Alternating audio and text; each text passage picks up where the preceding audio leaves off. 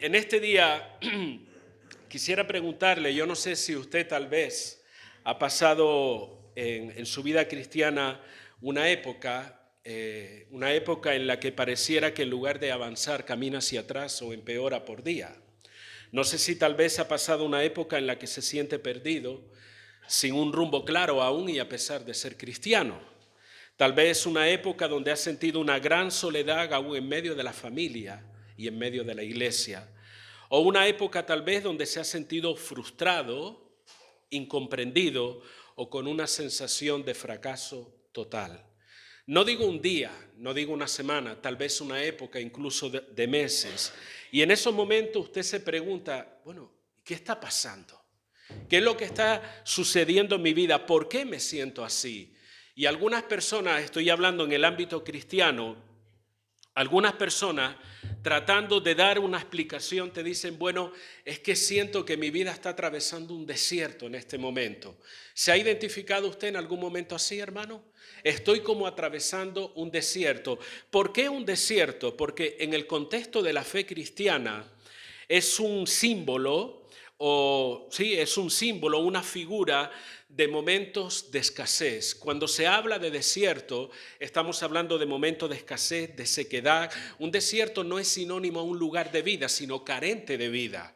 Un desierto es sinónimo, es símbolo en la palabra de castigo, de sufrimiento, de soledad, de cansancio, de lucha y de tantas otras cosas que podemos experimentar en la vida. Y decimos, estoy atravesando un desierto. Y justamente de eso es lo que quiero hablar, atravesando los desiertos en la vida. Y a pesar de que son momentos difíciles y complicados, y que estoy seguro que cada uno de nosotros puede testificar de eso y contarnos sus experiencias y decirnos, bueno, yo pasé por esta situación o estoy pasando por esta otra situación y me siento de esta manera. Y muchas veces me pregunto tantas cosas, Señor, ¿qué sucede en mi vida? No entiendo lo que está pasando y no tienes respuesta, pero sigues ahí en medio de esa situación. A pesar de todo ello, quiero decirte que un desierto puede también ser un medio de bendición que Dios utilice para tu propia vida. ¿Por qué? Porque en esos momentos complicados de la vida, en esos momentos difíciles que no logramos ni siquiera aclararnos nosotros mismos, puede ser un momento donde Dios nos revela cosas a nivel personal. ¿Qué cosa me puede revelar Dios en un momento de frustración? ¿Qué cosa me puede revelar Dios en un momento de sufrimiento, de cansancio, de escasez? ¿Qué puedo aprender yo de Dios en esos momentos? Miren, a veces Dios nos revela cosas que hay en nuestro propio corazón y que ni siquiera nosotros nos dábamos cuenta. Y fue necesario vivir una situación extrema para que esas cosas se pusieran al descubierto en nuestra propia vida. Nos damos cuenta de nuestras debilidades, nos damos cuenta de nuestras carencias. Bueno, yo no sabía que yo iba a reaccionar de esta manera. Yo no sabía que yo no tenía esta fortaleza. Yo no sabía tantas cosas. A veces Dios pone de manifiesto en medio de nuestro desierto pecados ocultos. O cosas que nosotros ni siquiera pensábamos que eran pecados, pero eran actitudes que nos estaban destruyendo nuestra vida. Un momento de desierto puede enseñarnos la clase de fe que tenemos.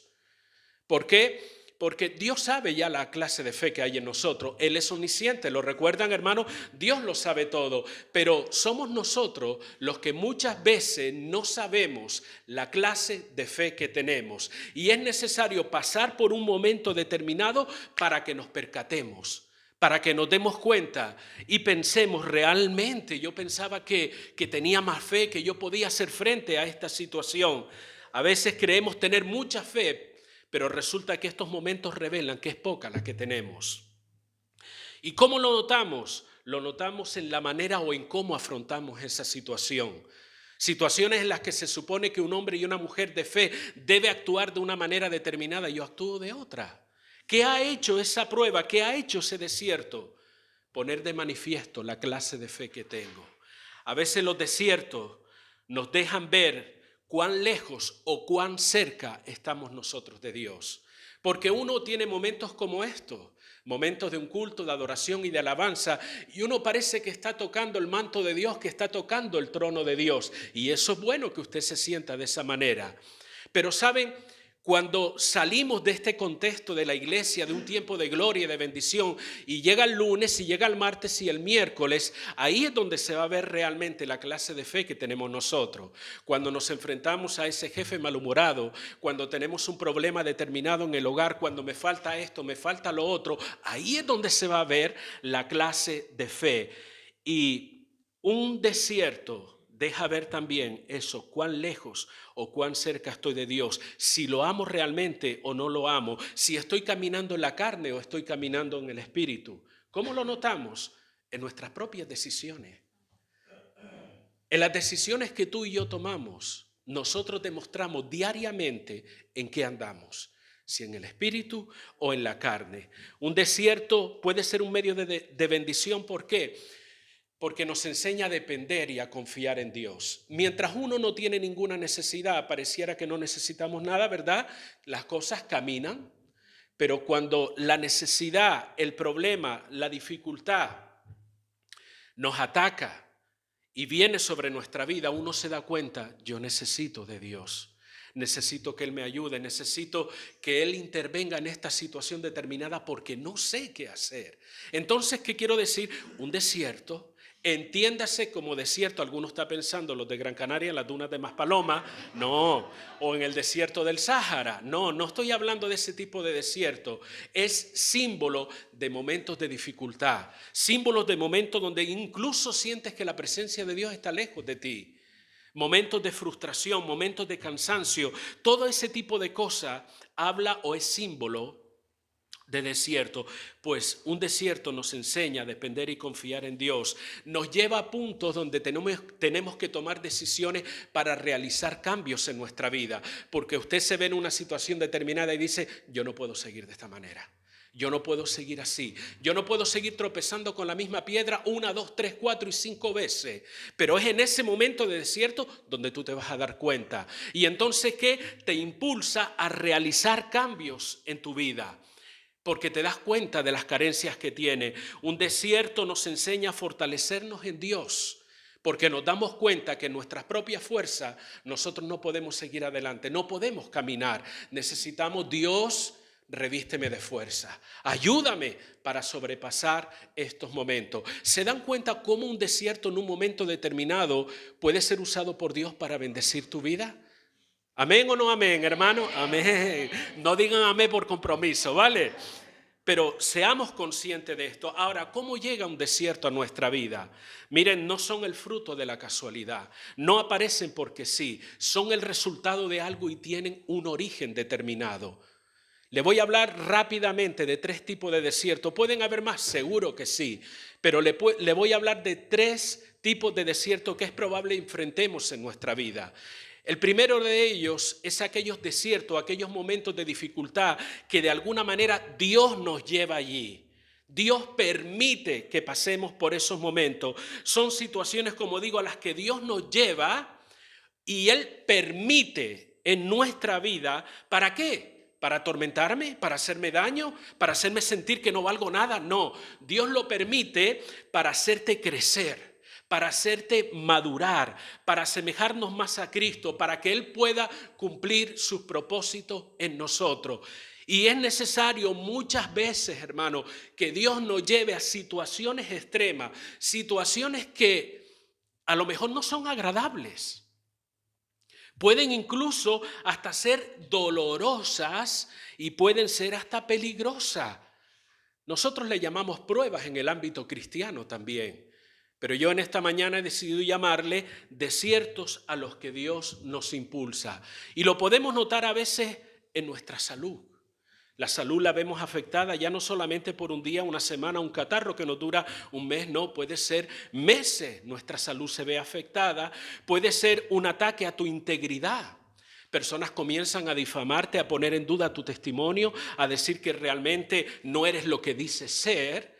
A veces puede ser un ataque o una crisis familiar. Una crisis en el matrimonio, una crisis en tus finanzas y toda esta serie de cosas. ¿Es posible que un cristiano llegue a todo eso? Por supuesto. ¿Recuerdan la vida de Job? ¿Quién era Job según Dios? Varón justo, ¿cierto o no?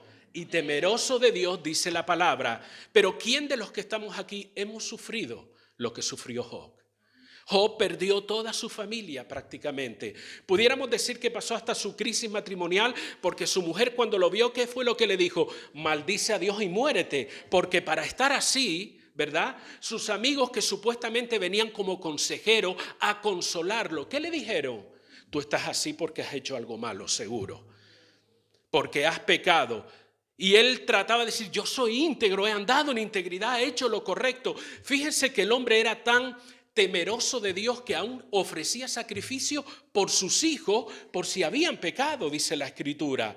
El concepto que él tenía de Dios, de la santidad de Dios, era tan grande que el mismo Dios pensaba, él es un varón justo y temeroso de Dios. Sin embargo, sus amigos venían, qué clase de amigos, ¿verdad? Pero bueno, en la ignorancia de ellos, tratando de consolar, lo que hacía es que lo señalaban con el dedo. Seguro que has hecho algo indebido, esto te está pasando por esto y por lo otro. Y él era un varón justo, pero pasó por todo ese proceso. Hay momentos, hermanos, de esa índole, que vienen a nuestra vida donde Dios trata con nosotros para perfeccionar su amor en nosotros, para capacitarnos. Momentos que aparecen aun cuando tú estás andando de manera correcta, cuando estás andando en obediencia, cuando eres responsable ante Dios, aparecen esos momentos también, porque asociamos que el hecho de que yo ande bien, no voy a tener dificultad. No, hermano, usted puede andar de manera correcta, puede estar haciendo la voluntad de Dios y Dios irrumpir de alguna manera y llevarte a una situación delicada, comprometida, dura, porque quiere seguir moldeando tu vida, porque quiere seguir tratando contigo, porque quiere capacitarte. Dios te lleva a un desierto para bendecirte. Esa es la diferencia de los otros desiertos que voy a hablar. Dios te lleva a un desierto para bendecirte. Parece contradictorio, pero hay determinadas enseñanzas, hermanos.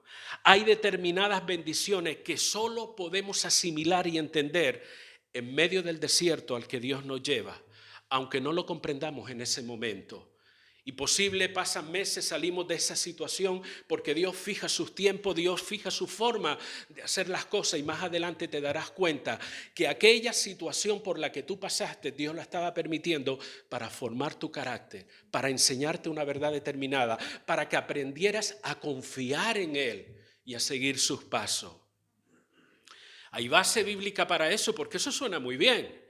Pero dice la palabra algo al respecto, por supuesto. Evangelio de San Marcos, capítulo 1, verso 12. Dice la palabra, San Marcos, capítulo 1, verso 12. Y luego el Espíritu le impulsó ¿a dónde? No fue a un bosque frondoso, no fue a los lagos de Covadonga, no, fue al desierto, y estuvo allí en el desierto 40 días y era tentado por Satanás, y estaba con las fieras y los ángeles le servían. Fíjese en el dato y estaba con las fieras, y ahora le explicaré por qué, y los ángeles le servían. La pregunta es, ¿quién impulsó o llevó a Jesús al desierto? El Espíritu Santo. Dios mismo lo llevó al desierto. ¿Para qué? Tal vez necesitaba un poquito de color en la piel porque iba a empezar su ministerio, para que le diera el sol un poquito, porque Jesús aún no había iniciado su ministerio público y fue y estuvo 40 días, dice la palabra. ¿Cuál era el propósito? Ser tentado por el diablo. De alguna forma atacado incluso por el diablo, en un contexto que no era un contexto de comodidad, no era un contexto de que bien me lo estoy pasando aquí, no, era el desierto, símbolo de sequedad, de que no hay vida, un contexto que estaba rodeado de fieras, donde iba a ser atacado por el mismo enemigo, iba a ser tentado por el mismo enemigo. Pero a pesar de ello, la ministración de Dios siempre iba a estar ahí. Y mire, dice que ángeles le servían. Siempre asociamos la figura de los ángeles en este contexto. Yo no sé si usted ha pensado lo mismo, pero que al final de los 40 días probablemente le trajeron pan y agua, porque dice ángeles le servían. Mucha gente asocia la idea de los ángeles porque El Espíritu lo impulsa al desierto para ser tentado por Satanás, pero ¿de qué manera le servían los ángeles?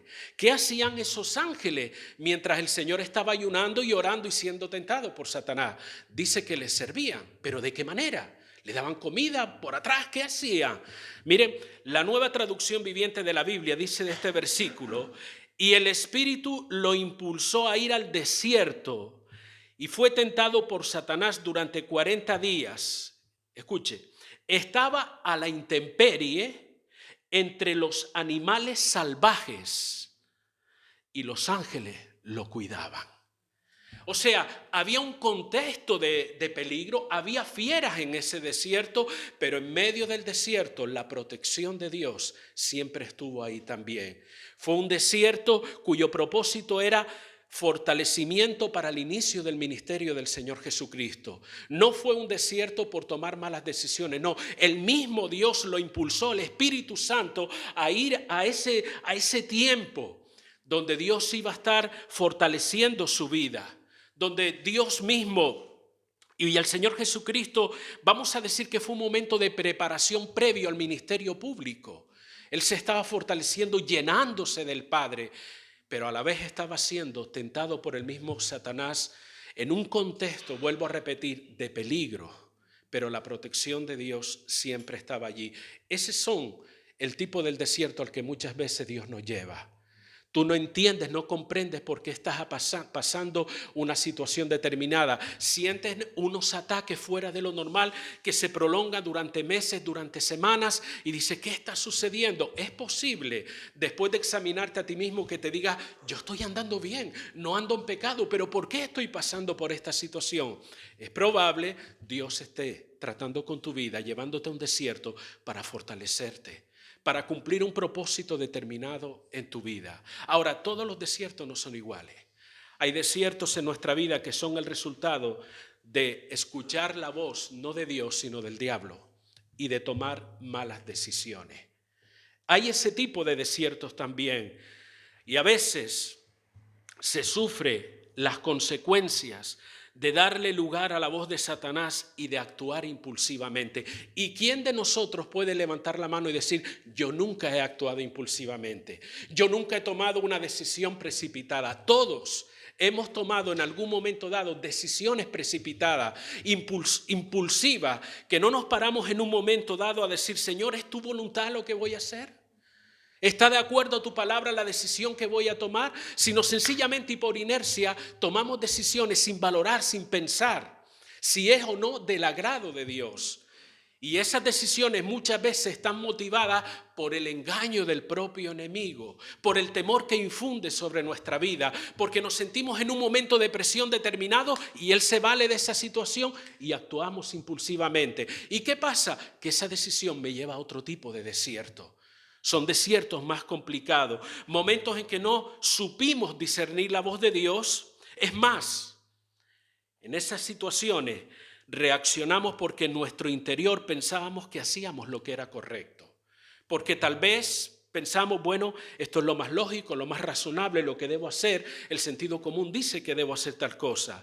Pero sin darnos cuenta, era el mismo diablo que nos empujaba hacia un desierto al tomar nosotros malas decisiones. A veces cegados por nuestra propia carnalidad. ¿Qué quiere decir nuestra carnalidad? Nuestros complejos, nuestra ignorancia, nuestros pecados, nuestra frialdad espiritual, nuestros intereses egoístas y toda esta serie de cosas que son propias en la vida y que hay que luchar con ellas. A veces estas cosas nos seducen de tal manera que terminamos haciendo cosas que no deberíamos hacer, tomando decisiones que no deberíamos haber tomado y nos introducimos en desiertos donde sufrimos terribles consecuencias. ¿Consecuencias como qué? Huimos del propósito y la bendición de Dios. Consecuencias como que nuestra fe y confianza en Dios comienza a entrar en una crisis. Pareciera que ya no confiamos tanto en Él. Pensamos más en nosotros que en la voluntad de Dios. A veces los temores nos impulsan a actuar sin pensar si está bien o no lo que estamos haciendo. Nos sentimos la lejanía de Dios en nuestra vida. Aparecen sentimientos de autocompasión, de rechazo hacia uno mismo. Yo no sirvo para nada. A veces justificamos en esos momentos nuestras malas decisiones haciendo ¿qué? Culpando a los demás. Esto me pasa por fulano, esto me pasa por mengano. Incluso acariciamos ideas a veces autodestructivas. Bueno, ¿y de dónde ha sacado todo eso? Mire, basta con que usted le eche un vistazo en la Biblia. Esto se ve reflejado, por ejemplo, en el profeta Elías. Vaya conmigo a Primera de Reyes, capítulo 19. Esto está en el Antiguo Testamento. Primera de Reyes, y usted se dará cuenta, y le animo que lea en su casa esta historia, se darán cuenta cómo toda esta serie de sentimientos y de pensamientos estuvieron en la vida de Elías en un momento determinado. Primera de Reyes está después de Segunda de Samuel y antes de Segunda de Reyes. Primera de Reyes, capítulo 19, vamos a leer del 1 al 5. Acab dio a Jezabel la nueva de todo lo que Elías había hecho y de cómo había matado a espada a todos los profetas. Entonces envió Jezabel a Elías un mensajero diciendo: así me hagan los dioses y aún me añadan, si mañana a estas horas yo no he puesto tu persona como la de una de ellos. Dicho de otra manera, mandó un mensajero y le dijo: te voy a matar mañana, te voy a cortar la cabeza. Viendo pues el peligro, estamos hablando de Elías, se levantó y se fue para salvar su vida y vino a Beerseba, que está en Judá, y dejó allí su criado. Y él se fue ¿por dónde? Por el desierto, un día de camino, y vino y se sentó debajo de un enebro cantando alabanzas al Señor. ¿Dice eso el pasaje? No, deseando morirse. ¿Cómo? No puedo entender esto. Un hombre que vio la gloria de Dios horas antes, un par de días antes, y ahora está deseando morirse, corriendo por un desierto, lleno de temor, lleno de pánico, porque una mujer dijo: te voy a cortar la cabeza. Y él sale corriendo. Un hombre que experimentó la gloria de Dios, que Dios demostró que él era el único Dios verdadero en aquel monte Carmelo. Ustedes conocen la historia, si no, léanla, está en la palabra. Donde Dios manifiesta: soy el único Dios que existe y Elías es mi profeta. Imagínense Elías, pletórico, lleno: has cambiado mi lamento en baile, Señor, danzando allí alegre, y ahora resulta que lo vemos corriendo, lleno de temor, y dice que en el camino al desierto, deseando morirse. ¿Cómo puede uno cambiar tanto, verdad? Así somos los seres humanos. Un día tocamos el trono de Dios y otro día nos estamos arrastrando en el suelo. Somos seres humanos. Basta ya, decía él: oh Jehová, quítame la vida, porque no soy yo mejor que mis padres. Después de todo lo que sucedió en el monte Carmelo, vemos a este hombre huyendo de la presencia de Jezabel. ¿Quién era Jezabel? No era una artista famosa de la época. Jezabel era una sacerdotisa pagana, esposa del rey Acab, asesina de profetas, de los profetas de Dios. Eso lo dice el capítulo 18, verso 4. Y aquí vemos a Elías corriendo, huyendo de esta mujer ante una amenaza que le hizo. Pero mi pregunta es: ¿le mandó Dios huir? ¿Consultó Elías a Dios en ese momento? ¿No era el Dios que mandó fuego del cielo capaz de liberarlo de Jezabel, de sus amenazas? Pregunto yo. Aquel Dios que se manifestó en el monte Carmelo, que descendió fuego del cielo y quemó aquel holocausto, que él mismo le dijo a Elías: vete al monte Carmelo y haz lo que te voy a decir. Y ese único profeta, aunque había más, él creía que era el único, pero ese único hombre subió al monte Carmelo y desafió a aquellos profetas de Baal, que se cuenta por más de 400. Desafió todo el sistema religioso pagano de la época. Un hombre solo. No había que tener valor para eso, hermano. Alguno de nosotros diría: ¿y si no cae fuego del cielo después? ¿Qué va a pasar conmigo? Pero el hombre fue confiando en la promesa, en la palabra que Dios le dijo que hiciera tal cosa. Imagínense por un momento todo el valor que él representó. Y resulta que ni siquiera se lo dijo la mujer, sino mandó un mensajero que suena diferente. ¿verdad? Porque si una persona lo amenaza directamente, bueno, te intimida, pero es que encima me manda un mensajero que me debe intimidar mucho menos. Pero ante la primera noticia que voy a hacer contigo, lo mismo que se hizo con los profetas de Baal, este hombre entra en pánico y sale corriendo. ¿Y a dónde va? Al desierto. Y entra en un desierto, llámese un día, un mes, fue un día camino del desierto. Pero allí el hombre entra en lo que muchos estudiosos de la Biblia dicen un estado de depresión. Y dice, basta ya Dios, quítame la vida. Imagínese cómo se podía sentir él para hacer este tipo de declaración. Más adelante lo vemos metido en una cueva.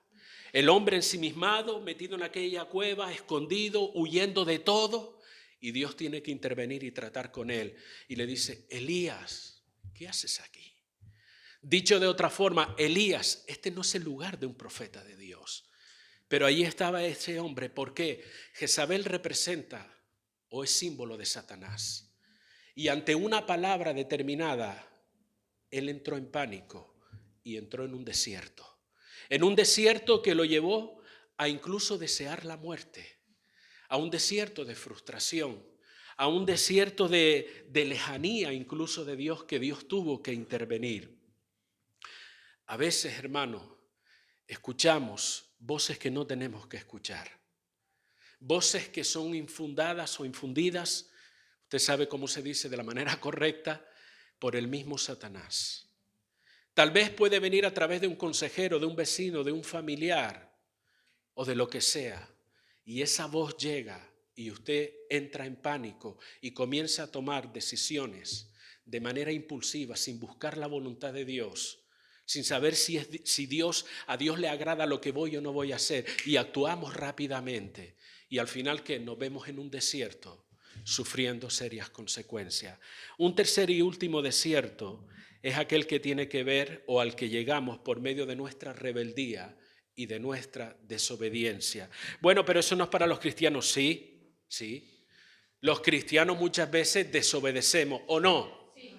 ¿No desobedecen sus hijos? ¿No desobedecimos nosotros cuando éramos pequeños? ¿O es que nosotros ya nacimos con la aureola en la cabeza? No, aún siendo cristianos desobedecemos lo que la palabra de Dios dice.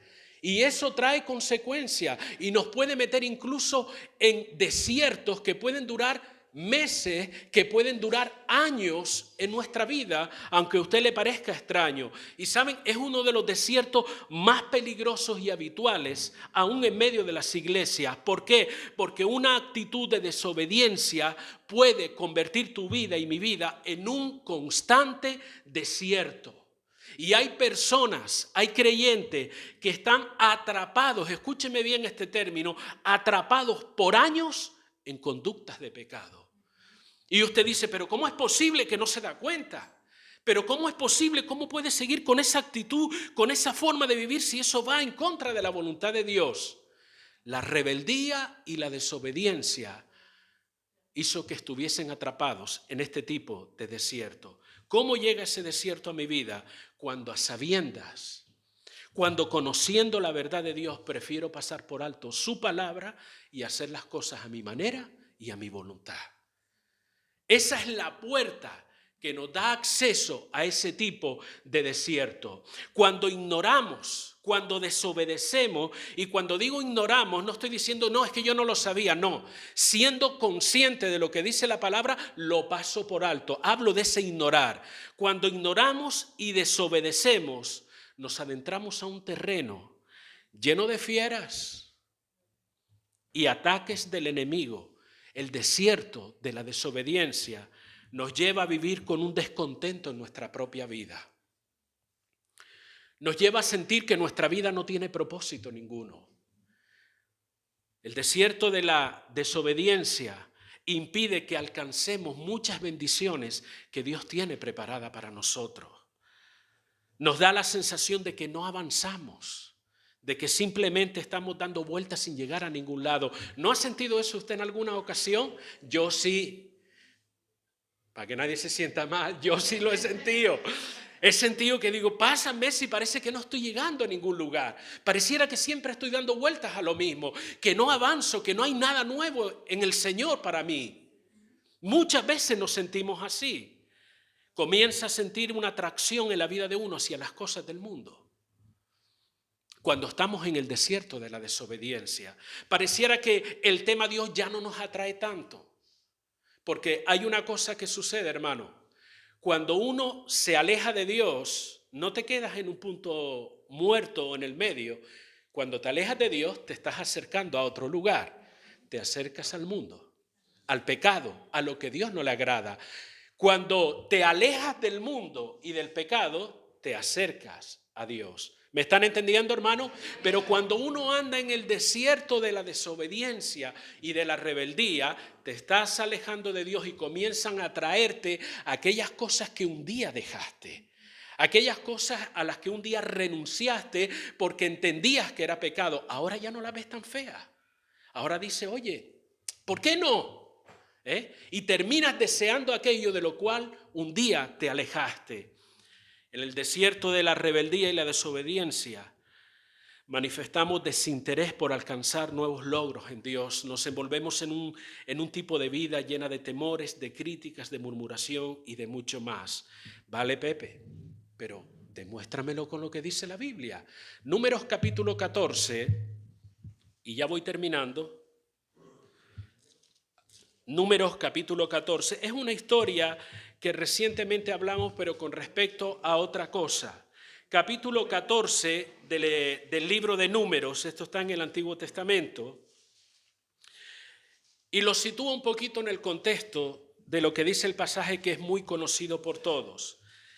El pueblo de Israel, por mano de Moisés, por mano de Dios, Moisés fue un instrumento, ¿vale? Dios saca de Egipto para ir a la tierra prometida, a Canaán, la tierra prometida.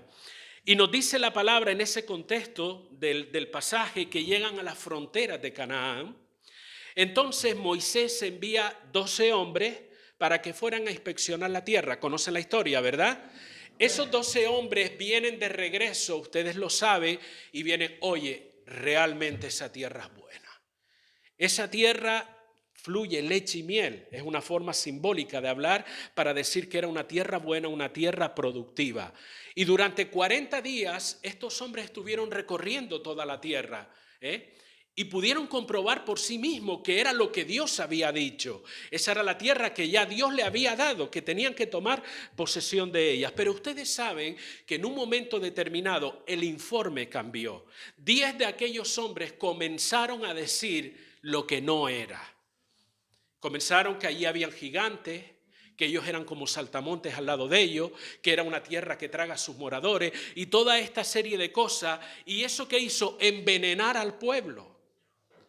Envenenaron al pueblo, se llenaron de temor y decidieron no entrar en aquella tierra a pesar que Dios le había dado la palabra. Vayan porque yo les he dado esa tierra, yo se las he entregado, no teman, yo estaré con ustedes. Pero aquellos hombres se levantaron a decir lo contrario y decidieron no obedecer a Dios. Literalmente el verso 39 dice de esta manera, capítulo 14, verso 39, en aquellos, sí, verso 39, y Moisés dijo estas cosas, no es ese el pasaje que estaba buscando, pero vamos al 37, el 36 dice, y los varones que Moisés envió a reconocer la tierra y que al volver habían hecho murmurar contra él a toda la congregación, desacreditando aquel país, ¿vale? Esto nos habla del informe. Pueden leer el capítulo tranquilamente en sus casas. Dice, y algún dato muy interesante, por favor escuche lo que dice este versículo. Aquellos varones que habían hablado mal de la tierra, ¿qué pasó con ellos? Murieron de plaga delante del Señor. Mucho cuidado, hermano, cuando animamos a otros a ir en contra de la voluntad de Dios. Mucho cuidado cuando inducimos a unas personas, a quien sea, a obedecer o actuar en contra de la voluntad de Dios. Y los que son más teólogos que otra cosa me dirán, oye Pepe, estás hablando del Antiguo Testamento, que ahora eso no pasa. Mira, hermano, si Dios aborrecía esto en aquel momento, ¿usted cree que ahora no lo aborrecerá? Dios lo sigue aborreciendo. Si Dios de alguna manera actuó de esta forma con estas personas, ¿cree usted que Él no va a actuar de cualquier otra forma con aquellos que se oponen a la verdad de Dios? Examine el Nuevo Testamento, vaya a las iglesias del Apocalipsis y mire todo lo que dice la palabra de aquellos que iban en contra de la voluntad del Señor, que enseñaban cosas contrarias a la voluntad del Señor. La desobediencia tiene sus consecuencias. Estas personas decidieron no obedecer, despreciaron lo que Dios tenía para ellos. Dice la palabra también de que el Señor mismo dijo, ¿hasta cuándo no me creerán? Dice la palabra en este contexto del capítulo 14, si creo recordar que es el versículo 11, si no me equivoco. Y Jehová dijo a Moisés, ¿hasta cuándo me he de irritar este pueblo? ¿Hasta cuándo no me creerán? Con todas las señales que he hecho en medio de ellos. ¿Se dan cuenta, hermano? La rebeldía, la desobediencia hicieron perder la oportunidad de entrar a una vida más abundante. Uno lee esto rápidamente y trata de hacerse una idea de todo lo que pasaba allí. Pero ¿saben qué? Un evento pasa en un momento determinado, pero luego viene el día después, la semana después, el mes después. Así 40 años. Piense en todas aquellas personas que decidieron no entrar en la tierra prometida, no obedecer la palabra de Dios. ¿Cómo sería su año tras año? Nos hemos perdido la oportunidad. A lo mejor recapacitaron. ¿Cómo hubiese sido si nos hubiésemos quedado, si hubiésemos decidido luchar? ¿Qué bendición estaríamos disfrutando ahora? Más de uno probablemente pensaría toda esa serie de cosas mientras gastaron sus vidas dando vueltas sin ir a ningún lugar. El desierto de la desobediencia nos puede llevar a dar vueltas en nuestra vida y tener una vida sin fruto. No vamos a ningún lugar, no alcanzamos nada, no avanzamos, no progresamos en el camino del Señor. Y cuando hablo de progreso no estoy hablando de dinero. No estoy hablando de abundancia material, estoy hablando de conocer más a Dios, de que tu vida sea útil en las manos de Dios, que Dios cumpla sus propósitos en ti y, cómo no, disfrutar de las bendiciones que Dios te pueda dar. Pero nuestra desobediencia y nuestra rebeldía nos lleva a ese tipo de desierto. Desiertos que hacen que nuestra vida se pierda. Y hay gente que lleva años caminando por el desierto de la rebeldía y ni siquiera se dan cuenta de ello. Atrapados en actitudes, en comportamientos de pecado y no se dan cuenta siquiera de ello. Sus vidas solo cambian a peor, nunca mejor. Y se pierden las bendiciones más abundantes. Y es triste cuando usted saluda a alguien, oye, ¿cómo te va? Y lo único que le cuenta son penurias, tristeza y amargura. La gente se pregunta, bueno, ¿y en qué Dios ha creído esta persona? No habla de un Dios que salva, no habla de un Dios que bendice, no habla de un Dios que restaura.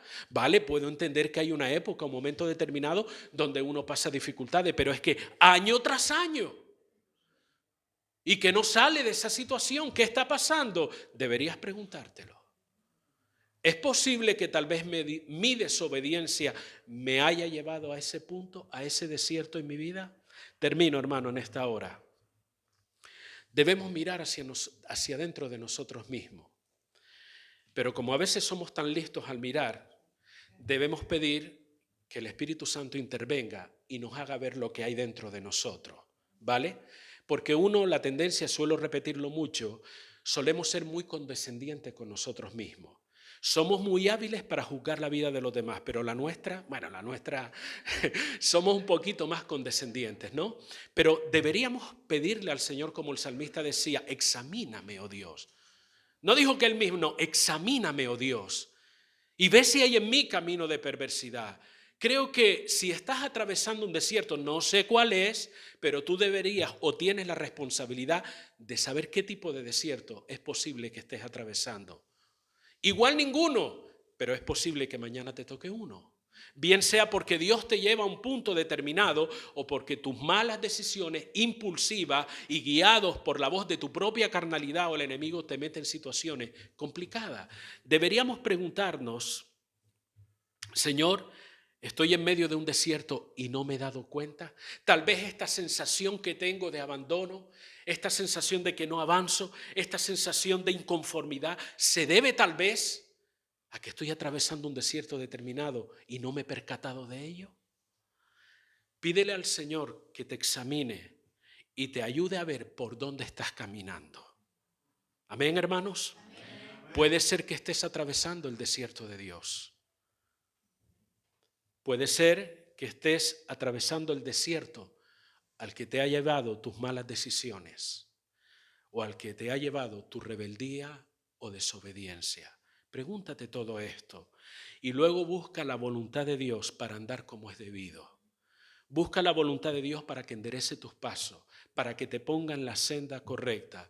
Estoy más que convencido, hermano, que si nosotros venimos con este espíritu delante del Señor, el Señor nos va a mostrar, nos va a enseñar por dónde estamos nosotros caminando. ¿Cómo saber en qué desierto estoy? Eso lo veremos próximamente. Porque hay manera de saber, hay manera, de acuerdo a lo que nos dice la palabra, para saber si estoy en el desierto de Dios, en el de mi desobediencia o en el de mis malas decisiones. Pero ya lo veremos en esta oportunidad. Simplemente les dejo este pensamiento en su vida por si alguno de nosotros está pasando o va a pasar por un momento de este tipo.